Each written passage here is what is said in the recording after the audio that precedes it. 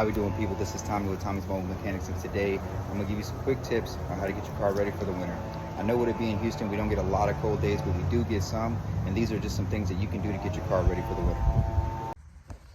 All right, guys, so here's tip number one. Tip number one is, and should be year round, but especially when it's cold outside, okay? Before you get in your car in the morning, you start driving, let's let it warm up properly, okay?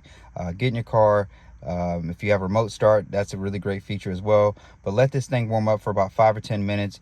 A good indication that this car will be ready to drive is that you'll feel some warm air come through your vents here, right? So once you feel that warm air coming through your vents or through your defrost area right there, it's a good indication that it's ready to go.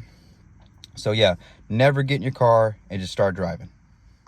Another thing you're gonna notice, or sometimes notice anyways, is that your tire light might be on. That little light right there, that's a tire light. It's gonna let you know that you're low, one of your tires are low, or maybe multiple tires are low, and you need to get your air checked, okay? You can go to most tire shops, most automotive shops, just bring a couple dollars so they can top off your air. I'm a big advocate on tipping those guys. A lot of times they're busy and they're stopping what they're doing just to make sure that you're safe. So go ahead and just bring like $2 or $3. That way they can get themselves a coffee, maybe a candy bar or something throughout the day to keep them going, and they always feel appreciated afterwards.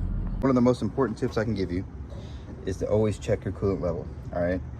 You see this reservoir here, not only is it missing the top, but it also has nothing in the reservoir. Even where we hold pressure here, very little coolant. There's some at the very bottom in there. I think you can see it. But basically, we want to make sure we always have coolant in our cooling system. Right up north, they call it antifreeze for a reason. It's because they get cold weather all the time, and antifreeze prevents your cooling system from freezing up. So make sure we don't have water in our cooling system. Water, of course, it freezes. It rusts. It's terrible for your cooling system.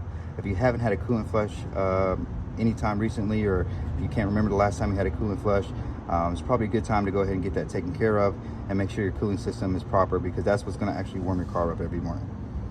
One last tip, when it comes to frozen windshields or frozen windows, especially when the temperature drops pretty low, please guys, don't throw hot water on your windshield. It will break, it will crack.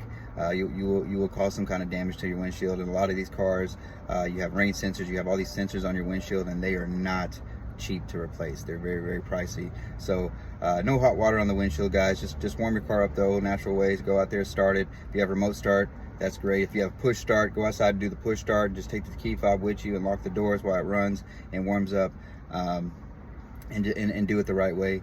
But other than that, that's the tips I have for the winter, guys. Again, Houston, we don't get very cold weather, but when we do, it's good to be prepared. Until next time, this is Tommy with Tommy's Mobile Mechanics. Be good.